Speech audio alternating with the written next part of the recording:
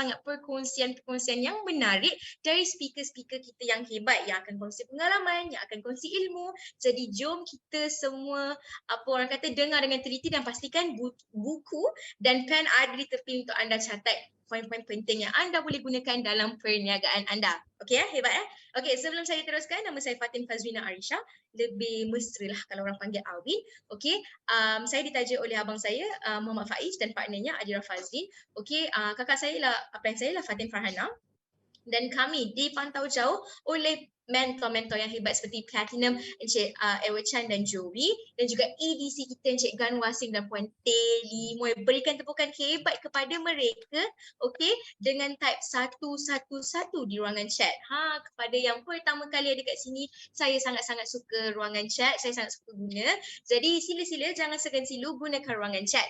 Alright. Okey. Dah cukup mukadimah panjang saya pada hari ini.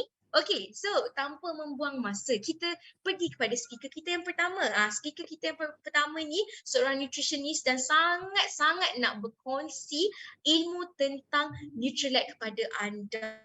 Dan topik, kalau anda berikan perhatian sebentar tadi dekat poster kita yang cantik tu, kita hari ni akan berkongsi. Okey, nutritionist kita akan berkongsi mengenai nutrition untuk kencing manis, antara salah satu penyakit yang popular lah dekat Malaysia ni. Tapi sebelum saya pass dekat speaker kita, okey, sedikit orang kata rules of the room lah kan. Okey, diingatkan kepada semua, pastikan anda punya mikrofon sentiasa mute. Kita nak dengar perkongsian dan pengalaman kan. Jadi pastikan mikrofon anda mute. Nak buka kamera tak ada masalah. Kita nak tengok muka-muka yang semangat dan nak tahu tentang ilmu-ilmu nutrition. Alright, saya harap saya dah clear.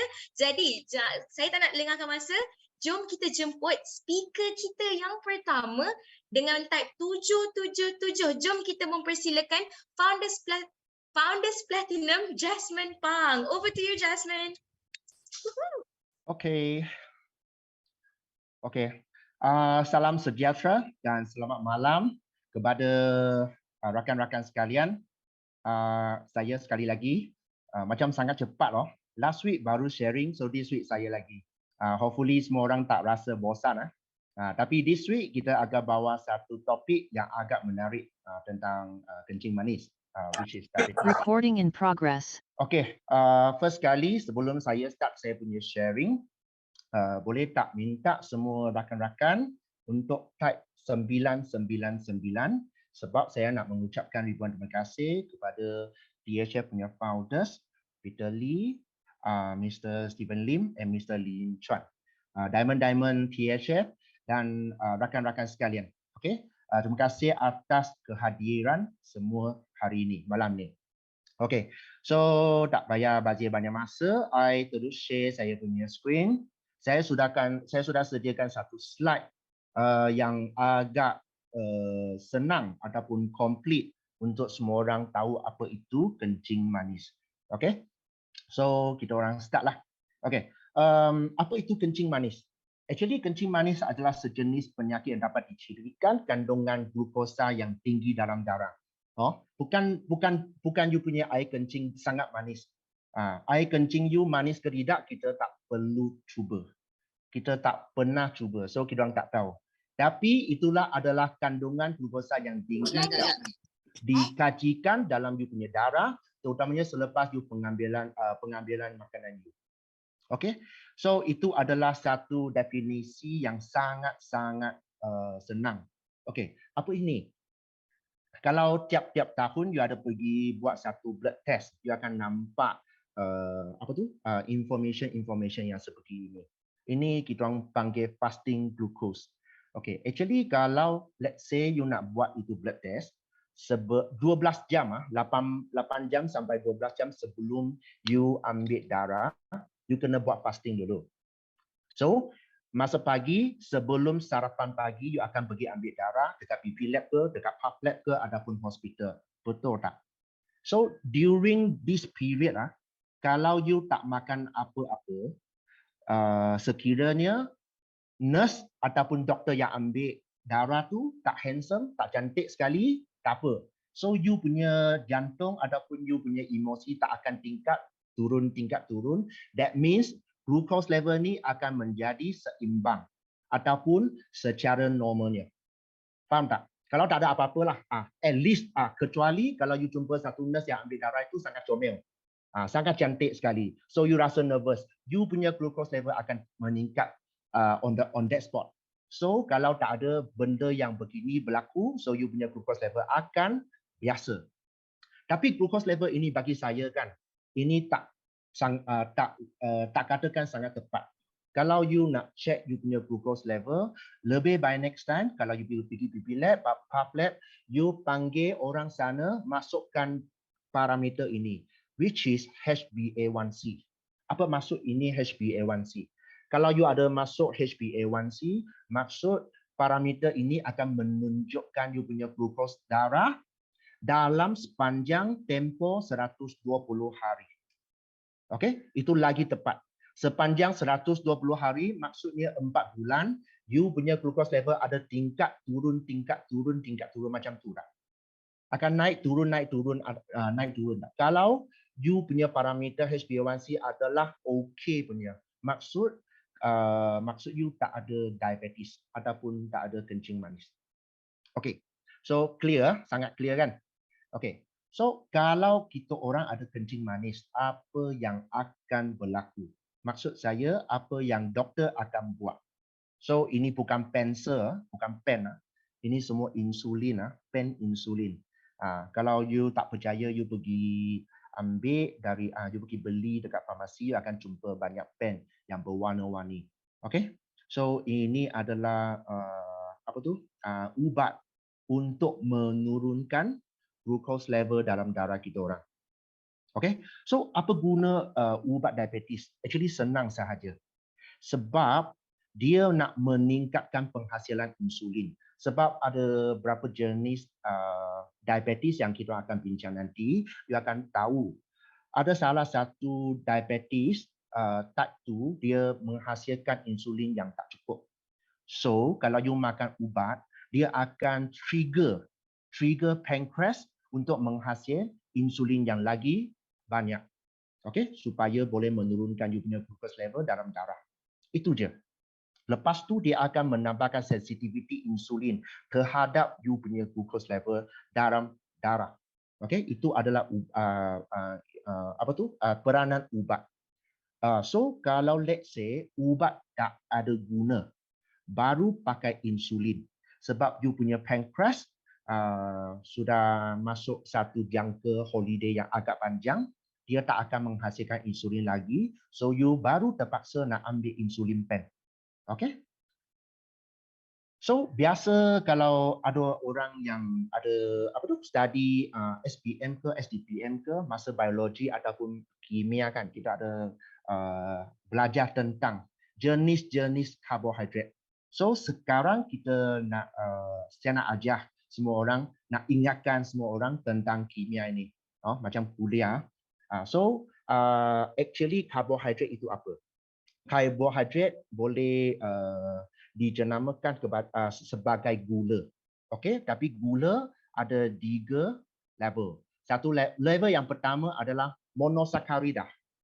Dengan oligosakarida, dengan polisakarida. Okey, semua orang jangan salah faham. Saya bukan cakap bahasa Japanese. Ini Malay. Okey? Masa dulu saya hafal 3 perkataan ini sangat dia macam cakap Japanese. Okey. So, kalau monosakarida, saya harap semua orang boleh faham. Monosakarida maksud molekul ini adalah molekul dasar gula. That means satu sahaja. Okey, itu adalah form yang paling ringkas bagi karbohidrat. Kalau oligosakarida adalah combine daripada 2 monosakarida ataupun lebih sikit. Okey, tapi ini bukan point yang saya nak semua orang hafal. Tapi polisakarida ni saya nak semua orang tahu. Ini adalah struktur gula yang komplit, yang kompleks.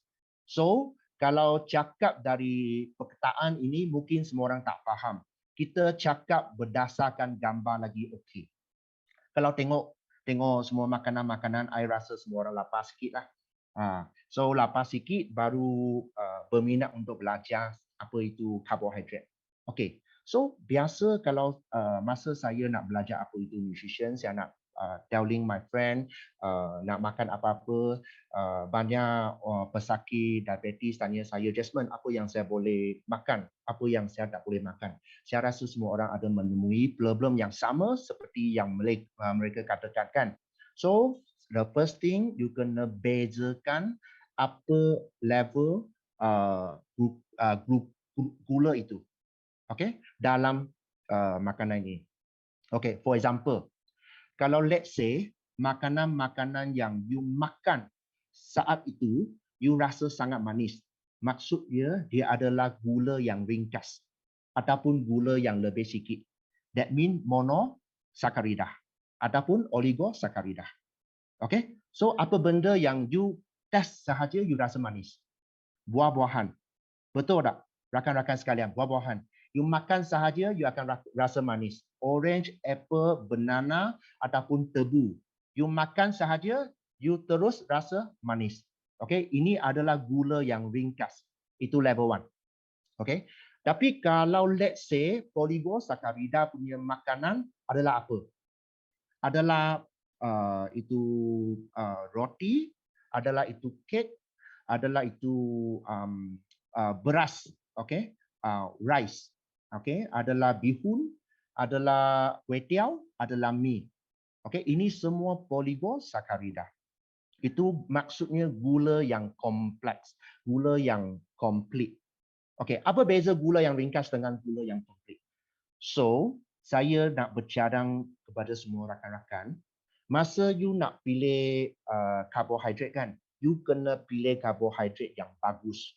You tak boleh pilih karbohidrat yang kompleks, selalu makan kompleks. Okey, sebagai contohnya, kita akan makan white rice, akan makan brown rice tiap-tiap hari. Okey, apa yang berlaku dalam badan kita orang? Kita perlu pakai banyak air liu, enzim-enzim untuk memecahkan oligosakarida punya makanan. So itu akan membebankan badan kita orang. Tetapi sebaliknya, kalau you selalu makan karbohidrat yang ringkas seperti buah-buahan, sayur-sayuran, you tak payah pakai begitu banyak enzim, air liu untuk memecahkan makanan ini. Faham kan semua orang? Okey, setakat ini semua orang faham ah. Kalau ada soalan-soalan boleh tulis dalam chat box ah. Kalau ada masa saya akan jawab nanti. Okey. So untuk sesiapa yang ada kencing manis, so sekarang kena tukar makanan, kena tukar you punya cara pemakanan, tukar apa yang you makan. Okey, itu satu poin yang sangat-sangat penting. Okey, mengapa saya akan mencadangkan semua orang buat sedemikian? Sebab dalam tembikai, kalau you makan 100 gram punya tembikai, ada 7 gram punya gula sahaja. Semua orang write down. 100 gram punya tembikai ada 7 gram gula sahaja. Kalau you makan honeydew lagi manis, tetapi ada 8 gram gula sahaja. Kalau you makan ubi kentang, 100 gram punya ubi kentang, dia ada 23 gram gula sahaja.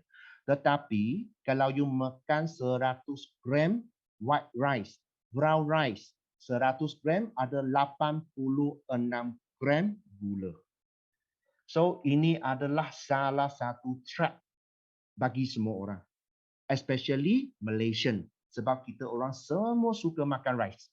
Betul tak? Kalau tak suka makan rice pun bihun, kuih tiaw, mie tiap-tiap hari. Itu satu trap yang agak serius. So, saya harap semua orang boleh faham. Okey. Satu lagi saya nak share dengan rakan-rakan sekalian tentang indeks glycemic yang perlu anda tahu. Okey, apa itu indeks glycemic? Sebab banyak orang tak pernah tak pernah dengar apa itu glycemic. Tapi kalau you pernah dengar GI. GI itu saya tahu. Kalau kena memilih makanan, kita kena memilih makanan yang GI dia rendah. Okey, so apa itu? Okey, indeks glycemic adalah merupakan satu ukuran kepantasan makanan diserap menjadi gula dalam darah kita. Faham tak? Okey, karbohidrat yang memecah dengan cepat mempunyai GI yang tertinggi. Okey, maksud dia kalau you makan satu benda, dia akan dia mewakili kategori GI yang tinggi. Maksud dia akan masuk dalam you punya darah dengan secepatnya yang mungkin. Okey tak? Itu bagus untuk badan kita orang tak? Actually tak bagus. Okay, so let's say every day lepas you pergi kerja, masa you makan tengah hari kan, you akan pergi pilih makan makanan yang different. Kalau let's say you makan nasi, lepas makan nasi you balik office, dia adalah satu makanan GI yang tinggi. So you akan rasa sangat excited. Sekejap lagi you akan rasa tergantuk. Okay, itu satu makanan GI yang tak bagus. Okay, jadi semakin tinggi indeks glycemic sesuatu makanan itu, semakin cepatlah kesannya terhadap kenaikan gula darah. Okay, so kita orang memang kena faham apa itu low GI dengan high GI punya food. So you tengok selalu banyak orang suka makan chip, biscuit, kek, aiskrim.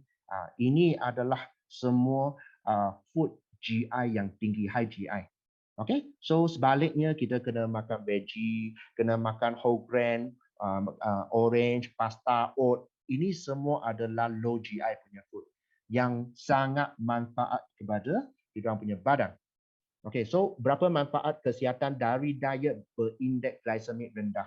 Kita boleh dapat mencegah dan mengawal diabetes. Itu yang first sekali. Second thing, kita boleh mencegah kanser. Mengapa? Sebab kita orang punya cancer cell mereka suka gula sahaja. Kalau you selalu provide gula, cancer cell akan dapat dibesarkan. Okay, mereka dapat food yang mereka nak. Okay, yang ketiga dia boleh mencegah penyakit jantung dan mengurangkan obesiti. Okay, so sampai sekarang, okay, kita faham sikit apa jenis diabetes yang ada. Okay, type 1.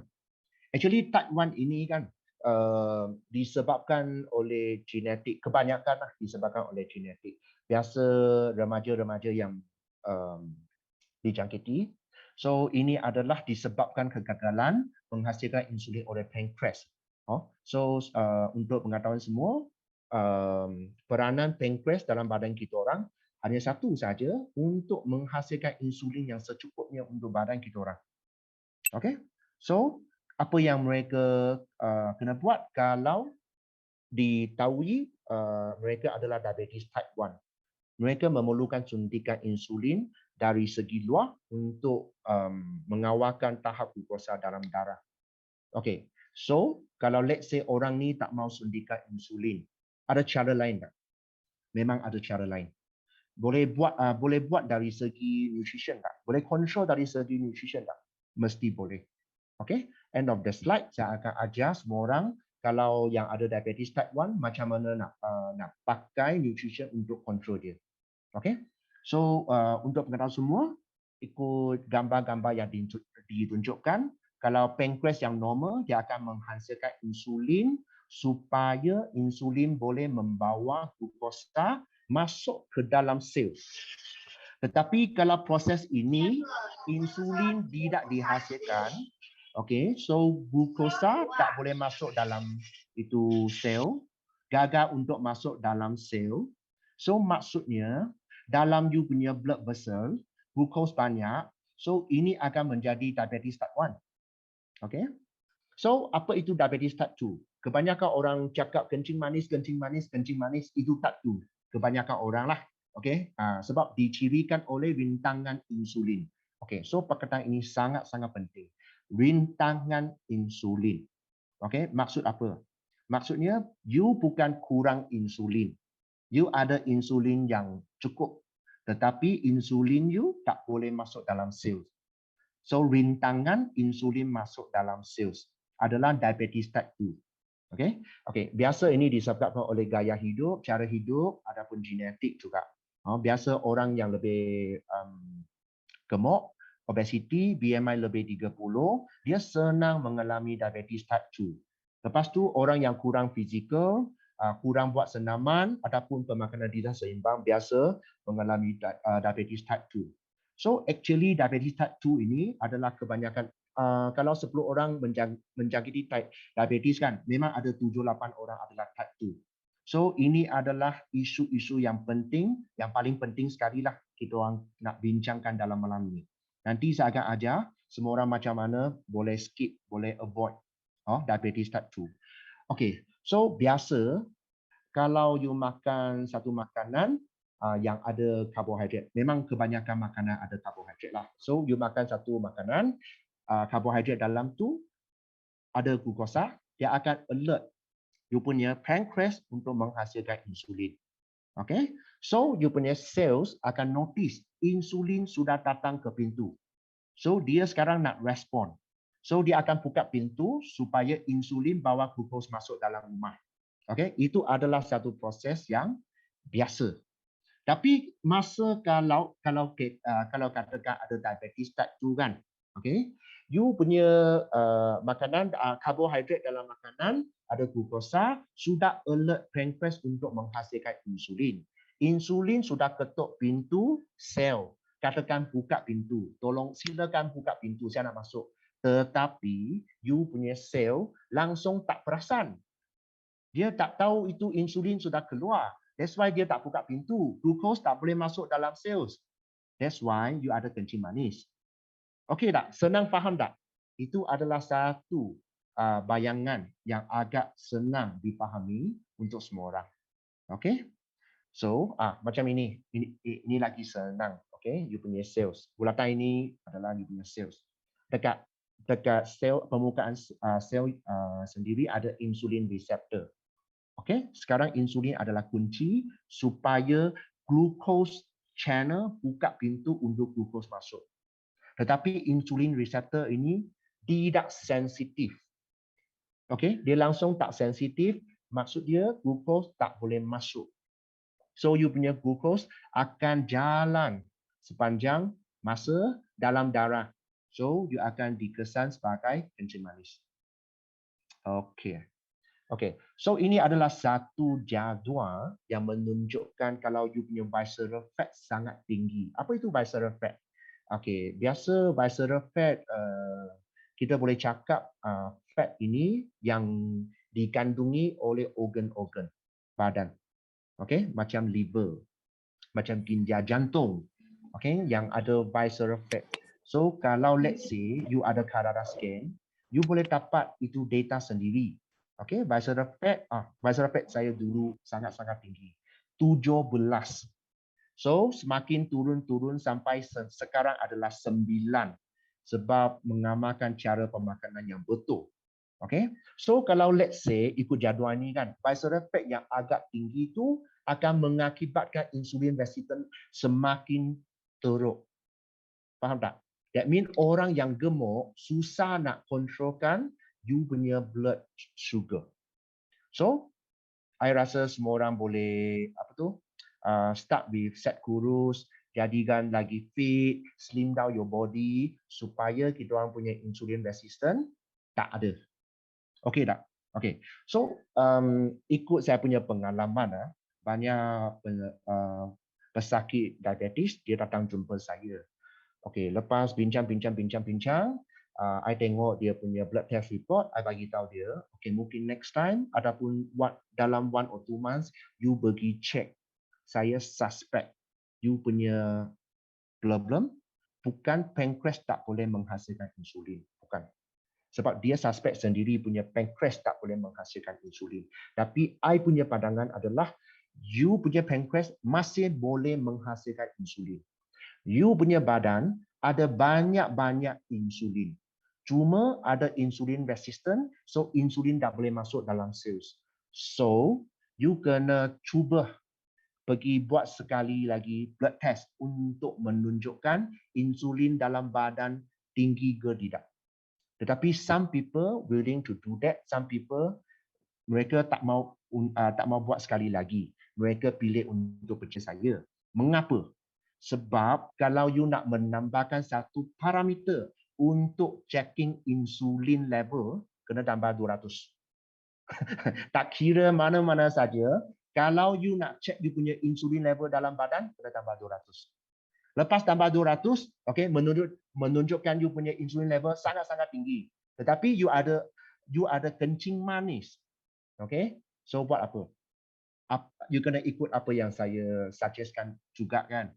So banyak orang tak mau buat, dia cakap terus ikut apa yang you cakap.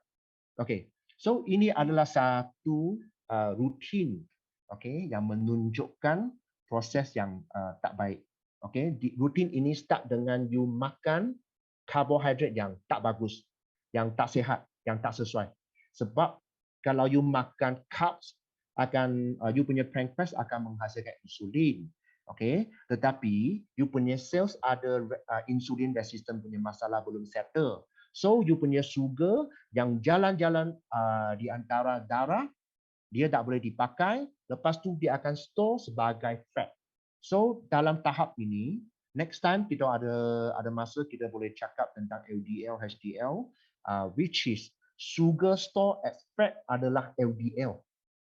Masa you pergi buat blood test, you punya LDL kena highlight, itu adalah disebabkan oleh you punya high blood sugar. Dia tak boleh dipakai, lepas tu store as fat. Lepas tu akan menjadikan you punya badan you sangat-sangat penat dengan lapar lah. Okay? So you akan pilih makan carbs yang tak baik lagi. Okay? Itu satu rutin yang agak tak baik lah. Oh? Okay. So jenis diabetes yang ketiga adalah diabetes kehamilan. So ini biasa dialami oleh wanita yang hamil lah. So sebab banyak orang fikir macam ni. Okay, so sekarang I ada baby. So bukan seorang makan. So I termaksa makan 2 set makanan. Itu adalah satu titik yang, satu pandangan yang tak baik. Sebab kalau you makan 2 set barang yang sihat, yang okey, yang GI dia rendah, then is okay. Tapi you makan 2 set nasi, itu adalah bad carbs. So itu adalah punca. Okay, so you boleh elakkan. Okay. Okay, so ini adalah 10 gejala diabetes. So kita boleh tengok secara roughly. So kalau selalunya you ada rasa, I tak tahu mengapa this few day, this period recently I selalu pergi buang air kecil. Okay, tak tahu mengapa. Tapi selalu pergi. Itu bilangan pergi toilet meningkat. Itu satu. Lepas tu, you selalu cepat rasa lapar. Okay, biasa kan? Kalau you nampak aiskrim, you nampak Coke, you nampak 7-Up, you rasa nak minum. Itu satu simbol. Satu tanda-tanda yang you kena ambil perhatian. Okay, so tanda-tanda yang ketiga adalah you nampak you punya berat badan menurun. Dia bukan menaik, menurun secara menjajak. Itu adalah tanda-tanda yang cukup obvious, supaya you ambil perhatian. Lepas tu, you rasa you punya fizikal, you punya form tak seperti dulu dah. You cepat rasa letih, nak tidur, ngantuk. Okay? So, ini semua yang tanda-tanda yang you kena ambil perhatian. Sebab kita orang punya masa tak berapa cukup, so I kena cepat sikit. Okay. Diabetes adalah satu penyakit yang you tak payah takut sangat. Okay? Tetapi komplikasi diabetes itu yang menakutkan semua orang. Faham tak? Diabetes itu tidak menakutkan. Tetapi komplikasi diabetes ini yang menakutkan orang. Okay? Tengok perkataan tak ada rasa. Kita tengok gambar lagi okey. Okay? Tapi komplikasi yang berlaku dari atas sampai bawah.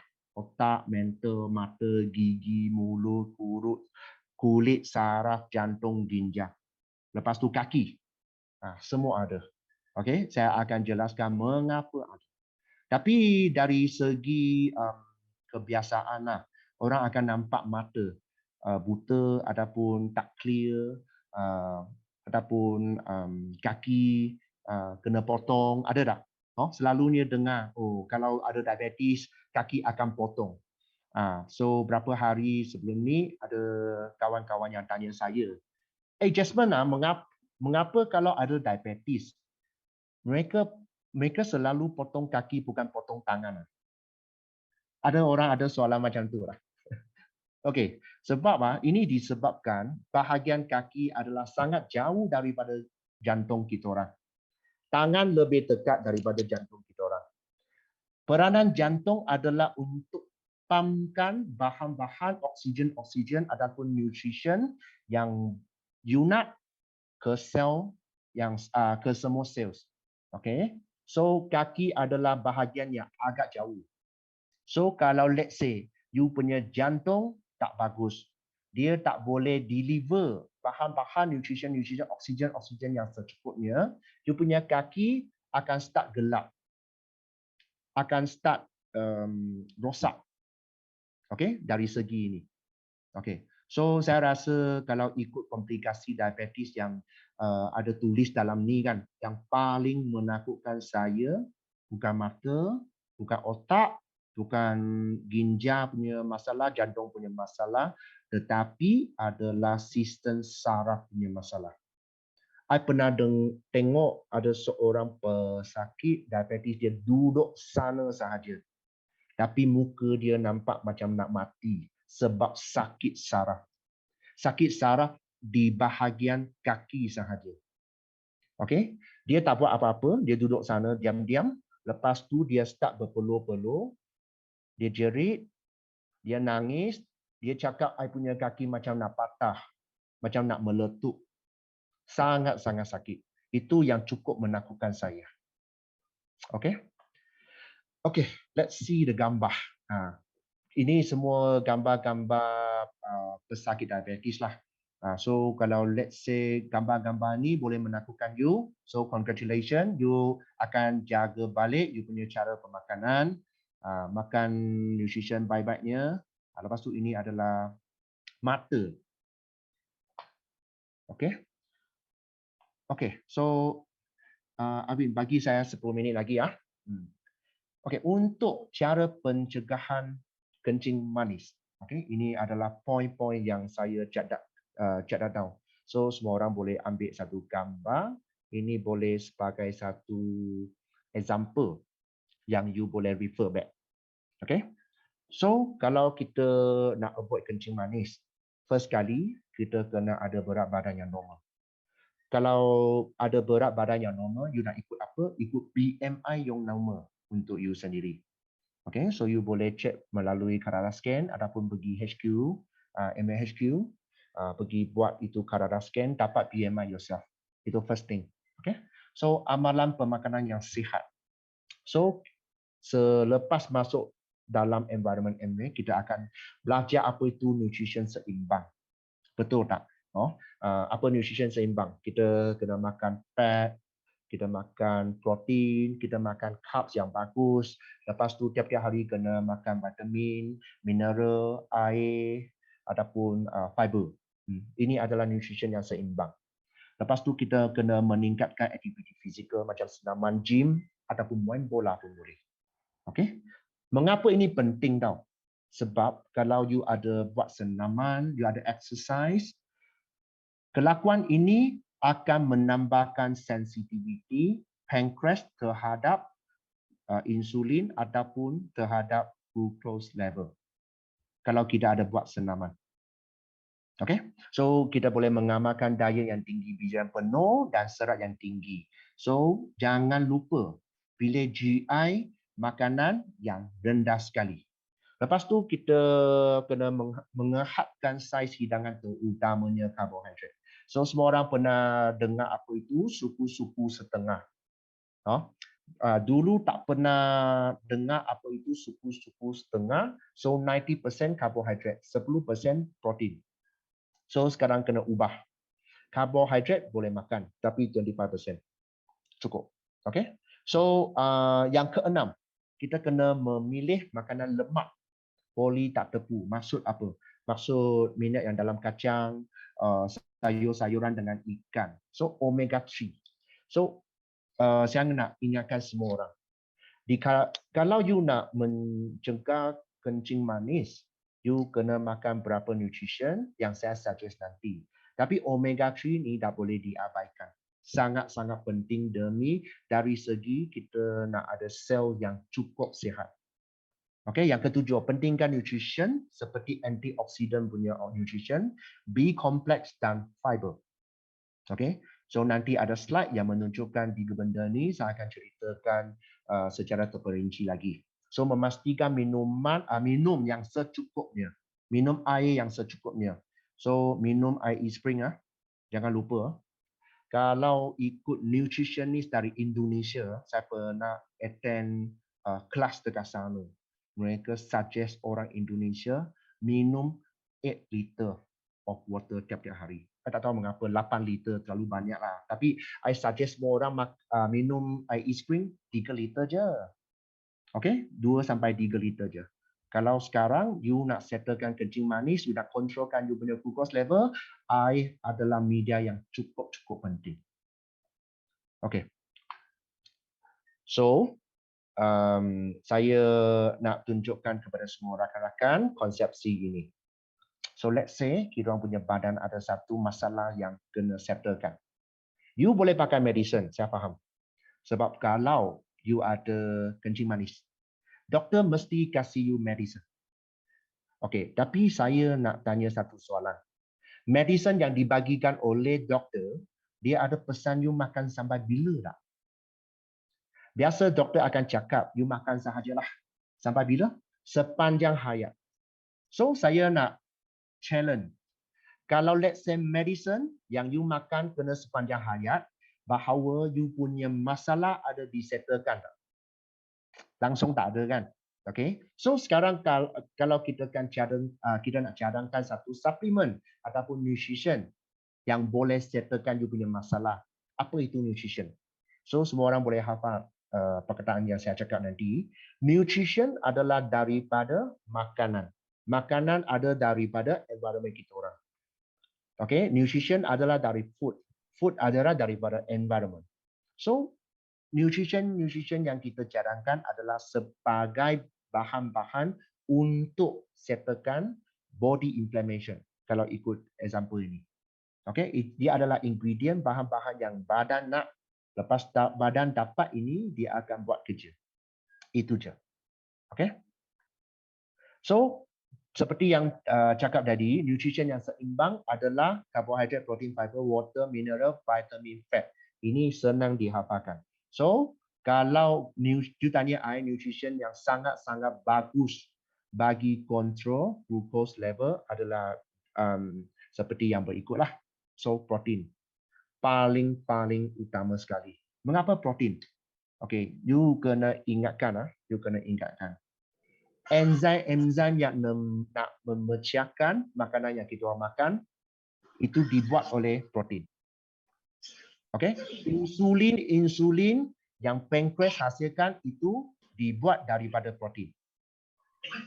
So, semua sel dari otak, dari atas sampai bawah, kulit, ataupun rambut, semua benda yang you boleh nampak ataupun semua benda yang dalam badan you yang tak boleh nampak. Seperti hormon, seperti enzim, seperti organ-organ, seperti sel, seperti tisu. Semua diperbuat daripada protein. So, itu yang paling utama sekali. Okay, so second, mengapa kena pilih double X? Sebab double X dalam tu ada banyak antioksidan. Itu adalah ciri yang pertama. Kalau you menelitikan dalam double X ada satu kita boleh panggil elemen yang dibangkitkan oleh selenium.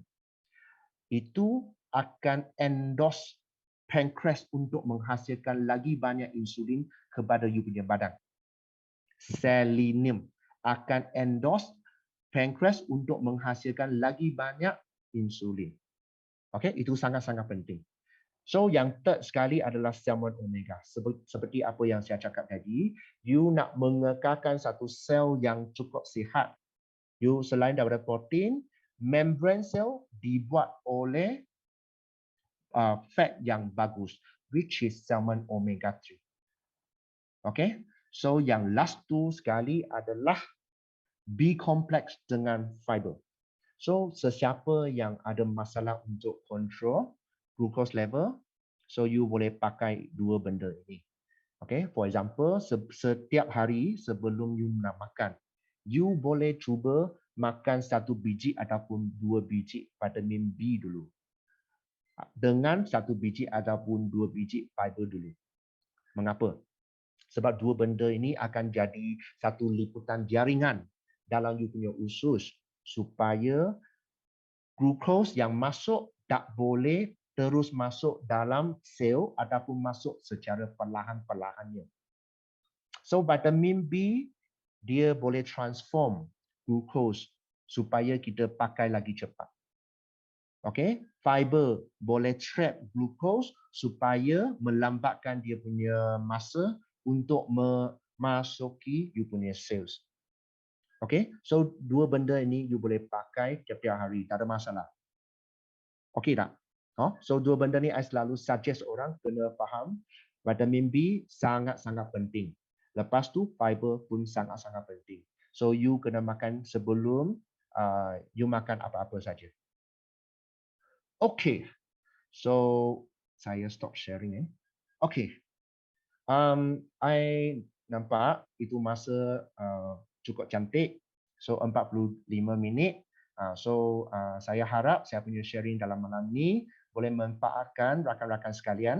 So saya pass mic kepada Awin, MC yang cantik sekali. Alright, thank you kepada speaker Recording kita. stopped. Alright, okay. Tadi kita dengar perkongsian mengenai kencing manis. So saya nak anda bagi 21 di ruangan chat untuk perkongsian Founders Platinum Jasmine Park kita sebentar tadi. Dapat tak feedback macam mana anda nak cara jaga makan? Bukan sekadar kencing manis pun sebenarnya. Kalau anda makan Nutrilite ataupun produk-produk yang disuggest tadi, bolehkan turun berat badan dan banyak lagi benefit-benefit yang kita boleh dapat. Orang kata lebih baik mencegah daripada mengubati. Macam tu. Okay. So sebelum kita nampak ada satu soalan. Tapi sebelum kita pergi pada soalan, okay, kita membuka ruang, sebelum kita membuka ruang pada soalan, kita nak dengar dulu perkongsian special. Hari ni kita akan dengar testimoni daripada 4 orang ABO APC yang dynamic. Jadi, jom kita buka ruang dan jom kita type 333 di ruangan chat untuk kita jemput testimoni kita yang pertama, iaitu Cik Azlina. Cik Azlina akan berkongsi dengan kita perkongsian produk yang beliau dah pernah cuba. Jadi saya jemput Cik Azlina untuk berkongsi. Dipersilakan. Terima kasih, Cik. Nama saya Azlina binti Muhammad Himayatullah. Saya dari Sungai Besar, Selangor. Saya ingin mengucap terima kasih pada Daima EDC Gan Huang Seng dan Teh Lin Moy dan Embret Tan Chua Ting dan Teng Hek Wan, Upline Beating dan Bong Sin dan rakan-rakan saya sekalian lah. Saya pernah makan semua vitamin dah makan lah, dapat hasilnya memang begitu semangat nak hidup sihat lah. Pertama saya pernah sakit kaki sebab saya ada restoran. Saya kira restoran saya pun a lot. Saya kena hari-hari kena ulang alik ambil itu semua sebab pekerja dia kurang sekarang. So setelah saya mengamalkan setiap vitamin semua, saya rasa puas hati. Sangat puas hati dan berkesan untuk saya supaya tak adalah saya pergi jumpa doktor hari-hari. Tak ada kerja doktor dah. Kita sendiri boleh, bila kita punya body nampak change, kita sendiri boleh dapat tahu apa kita perlu lakukan. Dari segi sakit kaki, sakit apa ke, macam nak demam ke, terus makan biopsi, on the spot dia akan dalam 1-2 jam akan okey quick. Tak perlu risaulah.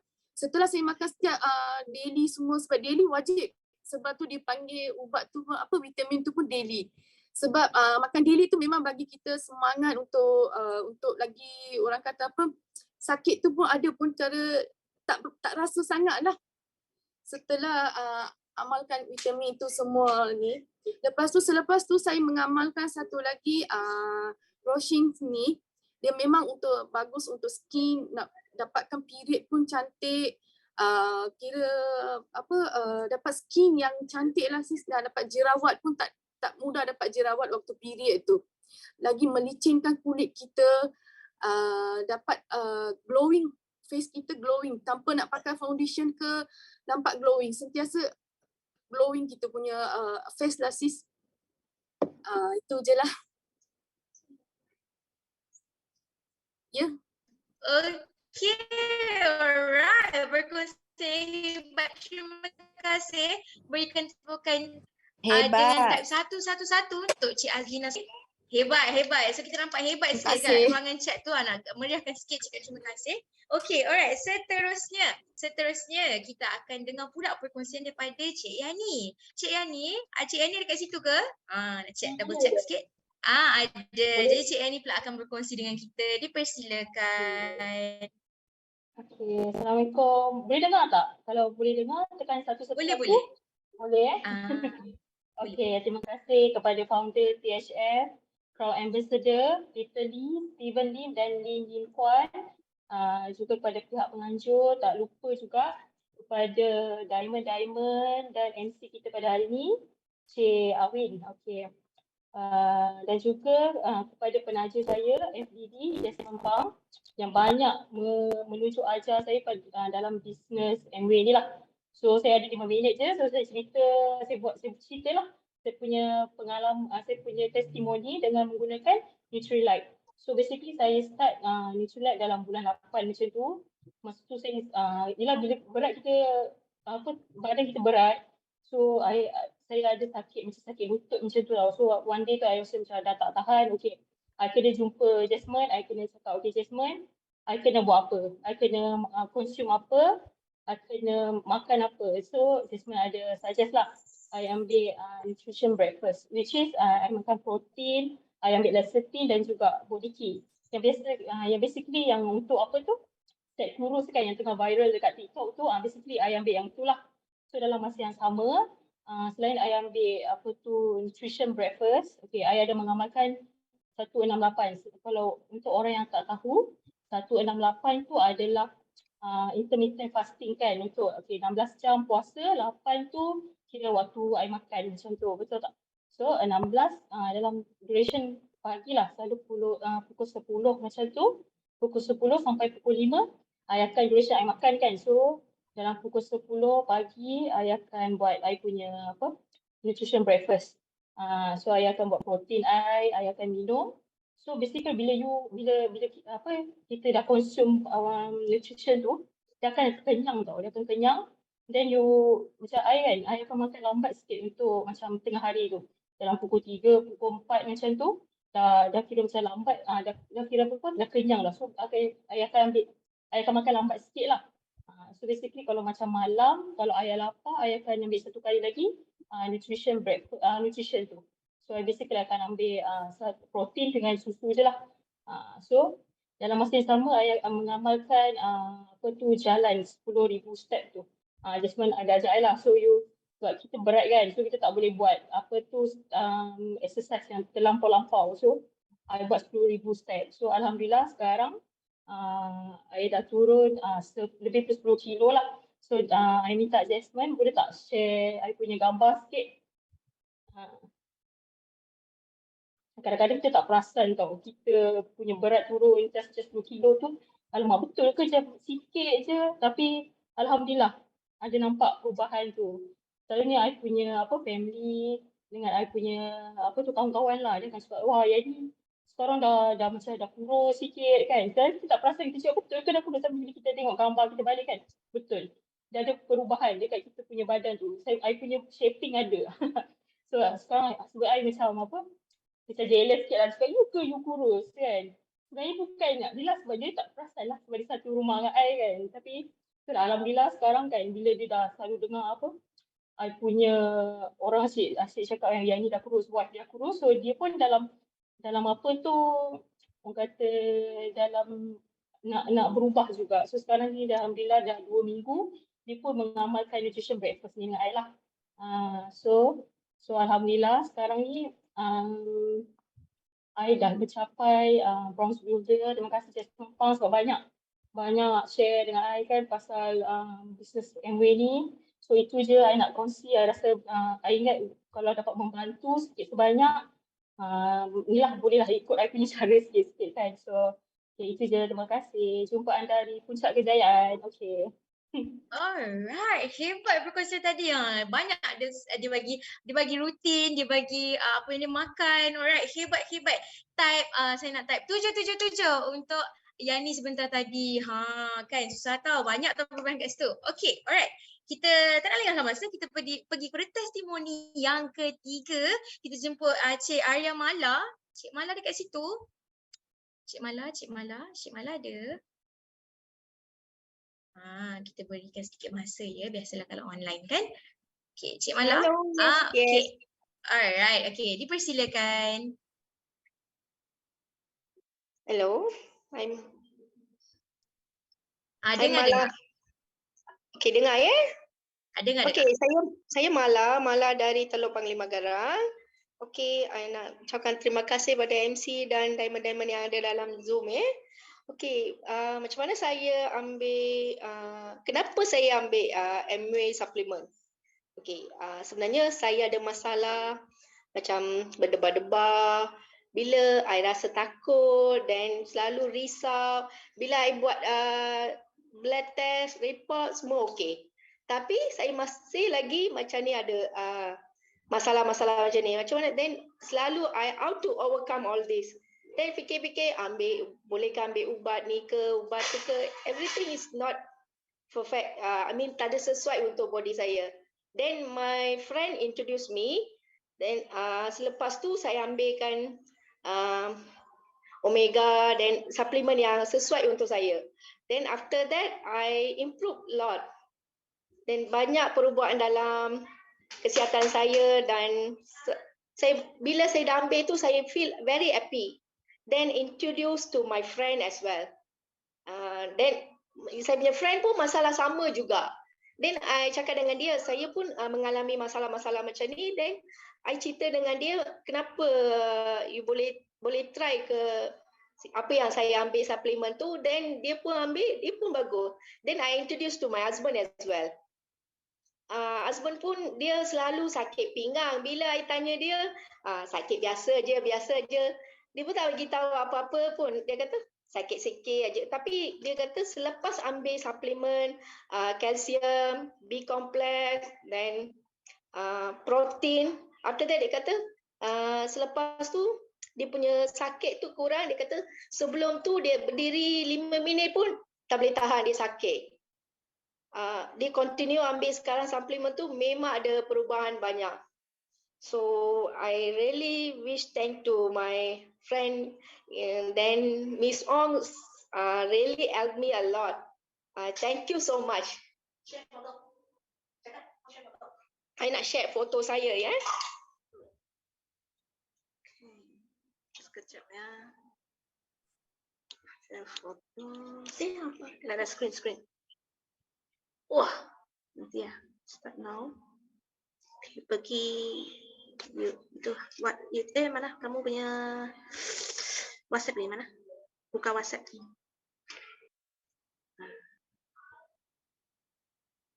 Ada tak? What happened? Nanti sekejap.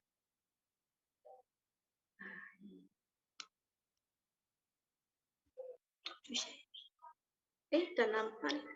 Tak apa. Kamu terus jelas lah. Tak payah share foto sebenarnya. You try and see.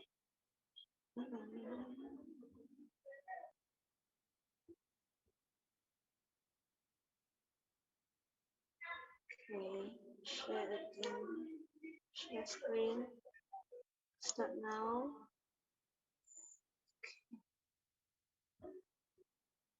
I think people waiting for me. Tak apa lah. Next time you share lah. Kamu terus cakap next time kamu share. I got technical problem lah until now. Saya punya sharing sampai sekarang je. Terima kasih everything everyone. Okay, bye. Alright, thank you Mala. Sorry kita dapat tengok gambar teknik sebab ada technical issues. It's okay, we're going to see them next time. Kita boleh tengok di lain hari. Okay, untuk testimoni yang terakhir kita jemput ni tak jauh tak dekat. Okay, kita jemput Cik Farah Puan Farah untuk berkongsi mengenai pengalamannya. Dipersilakan. Alright, thank you MC. Okay, Assalamualaikum. Saya Farah. Pada hari ini saya nak berkongsi sedikit sebanyak tentang pengalaman saya dalam mengambil Nutrilite Protein dan juga Bio-C. Okay, untuk pengetahuan semua, saya baru melepasi fasa berpantang anak pertama dan saya menggunakan sepenuhnya produk Nutrilite, especially protein. Okay, alright. Actually malam ni saya ada beberapa cerita yang saya nak berkongsikan. Di mana cerita pertama adalah waktu fasa berpantang, saya ni ada satu masalah di mana saya punya jahitan episiotomi saya terbuka. Dia bukan terbuka, dia macam renggang sedikit. So bila saya memang ambil protein, sepanjang tempoh berpantang tu saya memang tak pernah skip protein. Okay, disebabkan saya punya jahitan saya tu terbuka sedikit, saya pun pergi rujuk pada klinik. Klinik cakap, okay itu jahitan biasa, yang terbuka biasanya. Siapa yang pernah mengalami jahitan terbuka sikit memang tahulah rasa pedih dia, sakit dia macam mana kan. Sebab saya pun berpantang seorang, husband pun dah start kerja kan. Jadi kita buat semua benda sendirilah kan. So mungkin itu salah satu sebab kenapa saya punya jahitan saya tu macam renggang sikit, macam terbuka sikit. Okay, apa yang saya buat bila saya tahu masalah tu, saya cakap kat husband saya kena tingkatkan penggunaan pengambilan protein. Biasanya saya ambil sekali sehari. Saya ambil sehari tu 3 kali. Maksudnya pagi, tengah hari dan malam. Okay. Saya ambil tu sekali dengan biosi lah, sebab saya tahu kita belajar kan daripada protein tu dia punya function dia adalah untuk jahitan tu bercantum balik. Okay, sebab sel tu kan kulit tu nak bagi dia bercantum elok. And then yang kedua saya ambil biosi sebabnya kita tahu biosi ni function dia adalah untuk menyembuhkan luka dengan cepat. Okay, so saya pun ambil 2 combo tu, protein plus biosi. Dan apa yang membuatkan saya macam terkejut, beberapa hari lepas tu saya pergi check balik, ternyata saya punya jahitan saya tu memang dah tercantum elok, and kita punya jahitan kita pun cantik, kemas, kulit pun tak ada yang kulit yang lebih ke apa, memang saya impress lah. Okay, itu dalam fasa berpantang. Okay, lepas habis fasa berpantang tu, sebulan tu macam saya stop dulu protein. Bila kita tahu kan, ibu yang baru lepas melahirkan dia ada masalah, bukan masalah, itu normal, hormon kita turun naik, hormon kita tak stabil. So apa yang jadi, waktu baby saya dalam dah mencecah habis fasa newborn tu, maksudnya bulan keempat, kita mengalami keguguran rambut yang teruk dan juga kepenatan yang melampau. Sebabnya dalam tempoh berpantang tu, kita bangun malam, tak cukup tidur, kita breastfeeding, penat. Memang penat, sangat penat. Okay, bila masuk bulan yang keempat tu, saya mengalami fasa di mana rambut saya gugur sangat teruk. Bila kita bangun pagi, kita punya, saya punya rambut tu penuh atas katil. Tu baru atas katil, belum lagi mandi, belum lagi sikat rambut, rasa macam dah macam penyakit kanser. Sebabnya sekali kita sikat kan dia akan keluar segenggam, 2 genggam gitu. Kita dah macam shock. Kita pun tak pernah mengalami situasi yang sebegitu. Okay. And then sekali lagi saya cakap kat husband saya kena ambil protein lagi sekali. Okay. Sampai ke hari ni, saya dah almost 3 botol, 3 ke 4, nak masuk 4 botol saya ambil protein. Okay. Anak saya pun dah mencecah 6 bulan. Bila saya tanya pengalaman orang-orang yang kat luar tu, dia tanya dia ada tak pengalaman rambut gugur lepas bersalin. Dia cakap itu normal sis. Memang ambil masa berbulan-bulan. Memang ada orang yang ambil masa bertahun-tahun untuk recover balik dia punya masalah rambut gugur tu. Tapi bagi saya ambil balik protein tu waktu baby saya 4 bulan lebih. Sampailah ni kira macam dah dalam nak masuk 2 bulan setengah kan. Saya boleh reduce.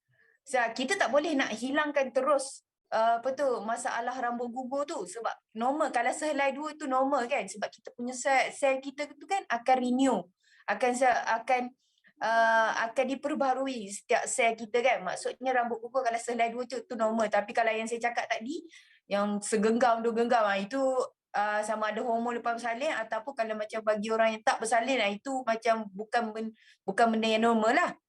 Okay. So apa yang benda tu tak terjadi pada saya sebab saya cepat ambil protein. Bila saya cepat ambil protein, sehari tu saya akan sekurang-kurangnya saya akan makan 2 kali protein. Pagi dengan sebelum tidur saya ambil protein. Okay. Bila sampai ke hari ni, saya punya masalah rambut gugur tu boleh reduce banyak sangat. Kira kalau gugur tu pun gugur dalam kuantiti yang normal. Bukan macam yang awal-awal lah itu kan. Bila kita tanya orang-orang kat luar tu, diorang ambil masa ada yang paling lama bertahun-tahun. Bagi diorang itu normal. Bertahun-tahun untuk recover rambut gugur. Tapi bagi saya tak normal. Sebab tu saya ambil balik protein. Dan apa yang saya nampak dalam masa sebulan tu dah cepat grow anak-anak rambut kan. Anak rambut memang dia naik. Memang cepat lah. Tempat yang botak yang depan ni, yang botak ni, dia keluar balik rambut baru. Okay. Sekarang ni pun rambut kita pun macam dah lebat. So benda tu sebenarnya semua tu mempengaruhi kita punya keyakinan diri. Bila kita bangun pagi, kita tengok rambut kita tu gugur macam tu, kita rasa macam confident kita ni rendah sangat. Macam tu. So bila rambut dah grow, okay, kita percaya produk ni memang elok. Memang elok untuk kita guna. Okay. So and then satu lagi adalah bagusnya protein ni bagi ibu yang breastfeeding baby. Apa yang saya nampak, saya protein dan juga biosi. Sekarang kan cuaca kan tengah tak menentu kan. Kita pun kalau kita tengok baby-baby dekat luar tu, ada yang tak boleh nak tahan dengan cuaca yang sejuk. Ada yang kerap demam, batuk dan sesemua itu biasa. Tapi apa yang saya nampak dengan baby saya ni, saya cukup impressed tau dengan Nutrilite. Saya memang cukup impressed. Sebab protein and biosi, sebab saya fully breastfeeding anak saya, kan. Bila kita makan protein and biosi, di samping dia beri kita tenaga, memeriahkan susu, kualiti susu tu yang kita nak. Bagi saya, bila saya pakai Nutrilite tu, biosi especially, dia macam menguatkan imun baby saya. Baby saya kalau dia demam peralihan bulan pun itu cuma sehari. Itu pun jarang nak tengok dia demam, batuk sesemua. Setakat ni saya rasa macam baru 2 kali je kot. Dia itu pun sehari je. Okay. Macam mana Nutrilite tu dia boleh bagi saya energi untuk breastfeed anak saya malam-malam. Sepanjang tempoh 6 bulan ni, pada masa yang sama, bukan saya je yang dapat kebaikan, malahan saya punya baby saya pun dapat manfaat yang sama. Okay? Sebab itulah saya menggunakan Nutrilite. Sebab saya rasa bagi saya, sepanjang saya start saya guna Nutrilite daripada 19 tahun sampailah saya dah jadi ibu kepada seorang anak ni, saya rasa Nutrilite tu adalah satu produk yang terbaik yang mesti semua orang guna. Okay, saya rasa itu je perkongsian saya pada malam ni. So saya pass balik pada MC. Hebat perkongsian sebentar tadi. Jom kita type 888 untuk perkongsian Puan Farah tadi, Puan Mada tadi. Okey, sebab perkongsian mereka kongsikan itu sangat-sangat hebat, perkongsian daripada pengalaman anda sendiri. Nampak gayanya. Saya rasa kita dapat kita ada sikit lagi masa yang kita boleh gunakan. Tadi kita ada satu soalan untuk ditanyakan kepada Founders Platinum kita. Saya harap jawapan tu sedikit ringkas. Okey, sebentar ya. Kita tengok balik soalan tadi. Sebentar. Alright. Okey, Founders, are you, Ms. Jasmine? Boleh. I stand by. Alright. Sesiapa yang ada soalan, kita rasa ada 10 minit kan? Ada 10 minit. So, yes, okey. So tadi kita dapat satu soalan daripada Mustajir, di line Mustajir. Hi sir, saya nak tanya, kalau ada yang kencing manisnya 6, okay, I think the value is 6, boleh ke ia menjadi tinggi dan permulaan ini boleh ke ia ambil double X untuk makanan sampingan? Alright. Okay, saya akan jawab soalan ini dulu. Kalau katakan 6, sebab unit-unit yang diwakili oleh semua pub lab ke BP lab tak sama. Tapi ikut kebiasaan lah. Sebab I hampir tiap hari tengok report kan. So kalau 6 ini bukan tinggi.